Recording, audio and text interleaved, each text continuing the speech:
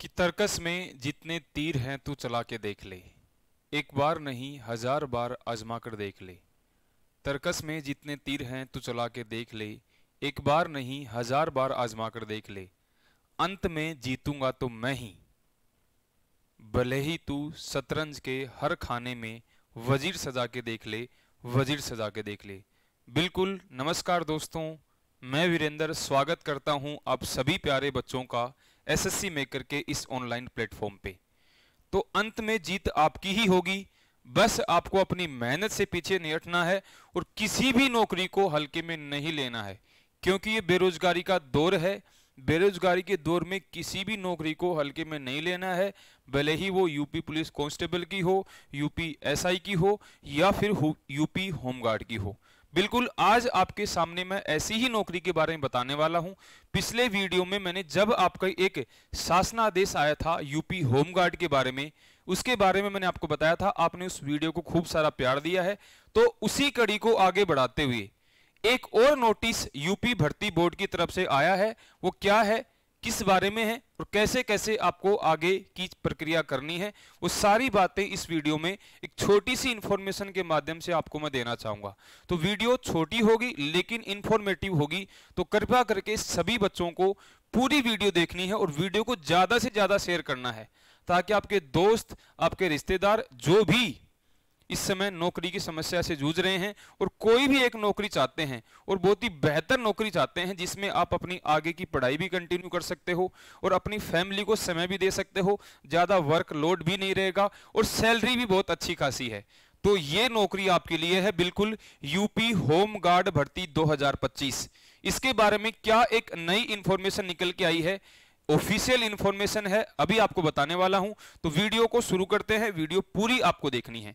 तो आज हम बात करने वाले हैं यूपी होमगार्ड की जो 45,000 प्लस वैकेंसी, यानी कि लगभग 50 से 60,000 वैकेंसी आपकी आने वाली हैं, उसमें आपको क्या पढ़ना है और कैसे कैसे आगे की ओटीआर प्रक्रिया होगी, फॉर्म भरने तक आपको क्या क्या करना होगा, सभी बातों के बारे में चर्चा करने वाले हैं। तो सबसे पहले तो 7 तारीख को एक नोटिस यूपी भर्ती बोर्ड की तरफ से आया है, क्योंकि इस बार जो होमगार्ड की भर्ती है वो ऐसे मतलब किसी नेता के लेवल पे नहीं होगी कि भाई हाँ कोई भी भर्ती करा दे रहा है, ऐसे ही रिक्रूटमेंट हो जा रही है, किसी की सिफारिश पर भ्रष्टाचार हो रहा है, वैसे नहीं है। इस बार पूरी प्रक्रिया के थ्रू, यानी कि जैसे आपका यूपी पुलिस कांस्टेबल का एग्जाम होता है वैसे ही होमगार्ड का एग्जाम होगा।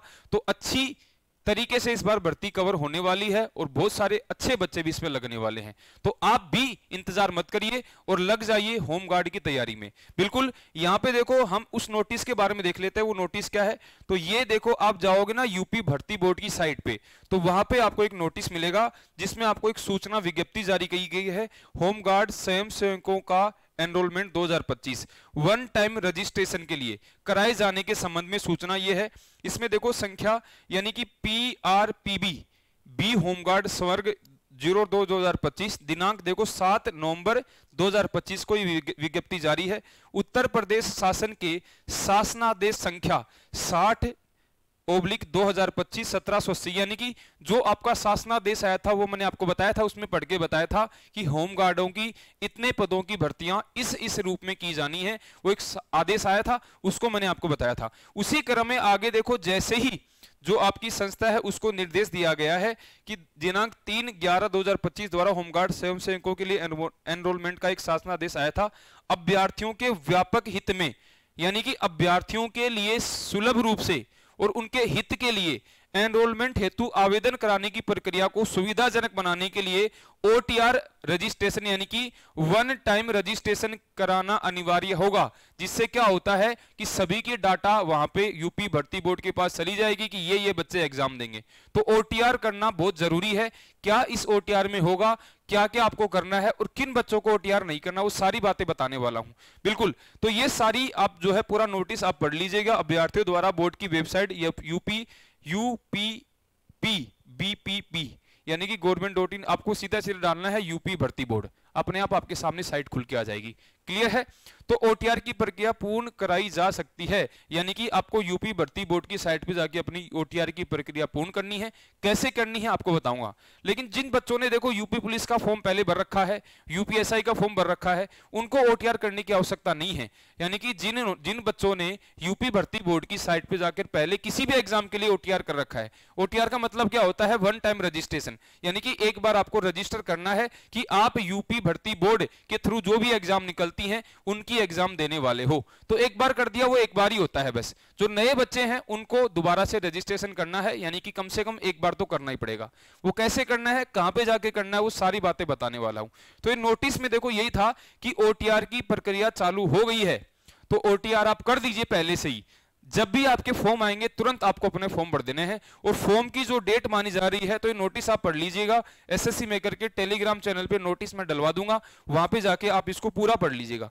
जो आपकी फॉर्म भरने की प्रक्रिया है, फॉर्म भरने की, वो लगभग ऐसे समझ लो कि पूर्ण उसकी संभावना है कि फॉर्म जो आपकी डेट आने वाली है वो 5 दिसंबर के आसपास आ जाएगी, यानी कि दिसंबर के फर्स्ट वीक में। ठीक है, दिसंबर के फर्स्ट वीक में आपके फॉर्म भरे जाने की पूरी संभावना है। तो लगभग 1 महीने का समय ही आपके पास बचा है। 1 महीने में अपनी बेहतर तैयारी आपको कर लेनी है कि भाई कैसे आपको एग्जाम देना है, और 1-2 महीने बाद आपकी एग्जाम भी हो जाएगी, क्योंकि एग्जाम लेने वाली संस्था इस बार यूपी भर्ती बोर्ड है। वो बिल्कुल पूरा प्रॉपर वे में एग्जाम कराएगी और बिल्कुल टाइमली एग्जाम आपकी कराएगी, और बहुत ही अच्छी भर्ती होने वाली है भाई। ठीक है, क्या इसमें एज क्राइटेरिया होगा? मैंने आपको पहले भी बताया था और अभी बता देता हूं। एज क्राइटेरिया मेरे भाई, आपके कुल पद देखो 45,000, ये तो संभावना है। लगभग 60,000 पद खाली हैं, 60,000, तो 60,000 पद भी आ सकते हैं, और उसमें से 20 से 25% पद महिलाओं के लिए आरक्षित होंगे। बिल्कुल, तो महिलाओं के लिए भी बम्पर वैकेंसी इस बार रहने वाली है। लगभग 9 से 10,000 पद महिलाओं के आने वाले हैं।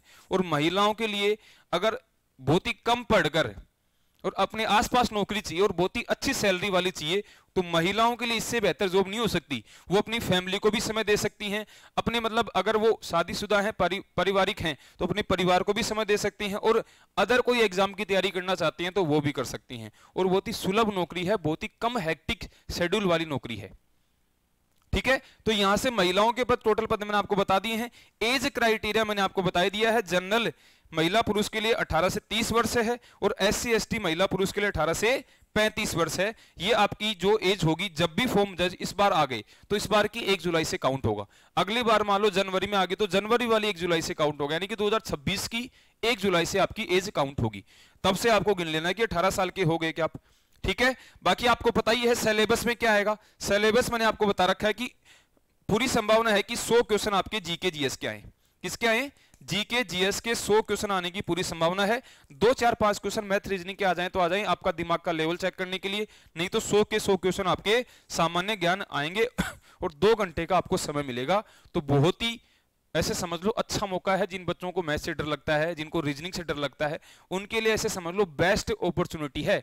इससे अच्छी अपॉर्चुनिटी आपके लिए कुछ भी नहीं हो सकती। ओनली जीके पढ़ के सिलेक्शन हो रहा है और अच्छी भर्ती मानी जा रही है, बहुत शानदार भर्ती। तो इस बार पूरे माहौल के साथ ये आपका जीके जीएस का सिलेबस रहने वाला है। और भी कोई संशोधित सिलेबस होगा, मैं आपके सामने जैसे ही नोटिस आएगा आपको बताऊंगा। अगर मैथ रीजनिंग के क्वेश्चन भी ऐड होंगे मैं आपको बताऊंगा, और मैं ही आपको मैथ और रीजनिंग पढ़ाऊंगा, और बहुत ही सटीक पढ़ाऊंगा जो एग्जाम में आपको देखने को मिलने वाला है। ठीक है, तो ये छोटी सी जानकारी थी कैसे ओटीआर करना है। तो देखो आपको मैं छोटी सी जानकारी और दे देता हूं कि आपको ओटीआर के लिए देखो क्या करना है। सबसे पहले आपको जाना है यूपी भर्ती बोर्ड की साइट पे, कुछ नहीं डालना, बस गूगल पे डालना है यूपी भर्ती बोर्ड। अपने आप देखो ऊपर एक क्या आएगी, लिंक आएगी। इसमें देखो यहाँ पे जैसे ही आप खोलोगे तो 1 टाइम रजिस्ट्रेशन की सुविधा भी उपलब्ध है। ये देखो यहाँ पे आपके नोटिस मिल जाएंगे। ठीक है, यहाँ पे देखो ये पुलिस उपनिरीक्षक यानी कि एसआई के लिए है। ये देखो होमगार्ड स्वयं, यही नोटिस मैंने आपको बताया आज। ठीक है, ओटीआर आपको कैसे करना है वो सारी बातें मैं आपको एक सेपरेट वीडियो में बताने वाला हूं। बिल्कुल आपको मैं ओटीआर करके भी बताऊंगा कि कैसे आपको ओटीआर करना है। पूरा प्रोसेस बताया जाएगा कि क्या क्या डिटेल आपको चाहिए, ईमेल आईडी, फोन नंबर। और सबसे बड़ी बात, इस बार आपको देखो पता है कि जो भी होमगार्ड के आपके फॉर्म भरे जाएंगे वो जिले वाइज भरे जाएंगे। तो सभी बच्चों को भाई देखो, सबसे इंपॉर्टेंट बात बता दे रहा हूं। सबसे इंपॉर्टेंट बात यह है कि अपना मूल निवास बना लेना, मूल निवास प्रमाण पत्र। यानी कि आपको जो आपका क्या बोलते हैं इंग्लिश में, क्या बोलते हैं मूल निवास को भाई? कास्ट सर्टिफिकेट को तो क्या बोल देते हैं, वो तो जाति प्रमाण पत्र हो गया। और मूल निवास क्या हो गया भाई? इंग्लिश में तो मैं भूल जा रहा हूं, इंग्लिश तो मेरी कमजोर है थोड़ी सी। तो मूल निवास आपको बना लेना है कि कहां से आप यूपी के ही, आप जो है यूपी के ही विद्यार्थी हो, अदर स्टेट के तो नहीं हो, तो यूपी में कहां के, वो सारा आपका मूल निवास में आ जाएगा। तो सभी बच्चों को अभी से अपना मूल निवास बना के रखना है, क्योंकि इसकी जरूरत पड़ने वाली है। ठीक है, बिल्कुल। तो मूल निवास आप बना लीजिएगा, और बाकी आपको पढ़ना कैसे है वो मैं आपको बताने वाला हूं, बिल्कुल एक सेपरेट वीडियो में आपको बताऊंगा कि जीके जीएस आपको कहां से कवर करना है, एसएससी मेकर आपके लिए क्या बेस्ट करने वाला है। और बहुत ही ऐसे समझ लो, आपके लिए जो बेस्ट से बेस्ट हो सकता है ना, वो आपके लिए क्या जाएगा, होम गार्ड वाले बच्चों के लिए।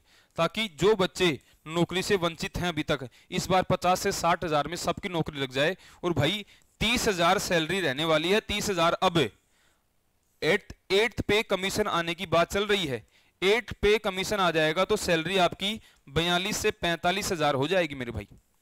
यानी कि लगभग 42 से 45 हजार आपकी सैलरी होगी। तो इससे, और अपने जिले में नौकरी करोगे, अपने घर के आसपास नौकरी करोगे, इससे बेहतर बात कोई हो सकती है क्या? बताओ, इस ब्रह्मांड में तो इससे बेहतर बात कोई है ही नहीं। तो बल्ले बल्ले होने वाली है आपकी, और बल्ले बल्ले करने के लिए थोड़ा पढ़ना पड़ेगा, क्योंकि इस बार किसी की सिफारिश नहीं लगेगी, किसी की नहीं चलने वाली है, ओनली यूपी भर्ती बोर्ड की चलेगी। और पूरे चयन प्रक्रिया के थ्रू आपका जो है सिलेक्शन होगा। और वो चयन प्रक्रिया में आपका पहले रिटन एग्जाम होगा, फिर फिजिकल होगा, फिर मेडिकल होगा। यानी कि क्लियर भर्ती रहने वाली है, किसी की धांधली नहीं चलेगी। तो पढ़ने वाले बच्चों का ही होमगार्ड में इस बार सिलेक्शन होगा। महिलाओं के लिए क्या बेस्ट अपॉर्चुनिटी है, कितनी वैकेंसी आएंगी, कैसे कैसे महिलाओं को तैयारी करनी है, क्या उनके लिए सुविधाएं हो सकती हैं, वो एक अलग सेपरेट वीडियो में आपको मैं बताने वाला हूं। फिलहाल आज के लिए इतना ही रखते हैं, मिलते हैं साथी फिर आपसे अन्य किसी इंफॉर्मेटिव वीडियो में। अगर कोई भी जानकारी होमगार्ड के बारे में आएगी, आपका दोस्त, आपका साथी, आपका भाई आपके सामने खड़ा मिलेगा, बिल्कुल ऑथेंटिक इंफॉर्मेशन लेके। ठीक है, तो मिलते हैं आपसे कल, तब तक के लिए नमस्कार, जय हिंद, जय भारत, धन्यवाद, थैंक यू सो मच।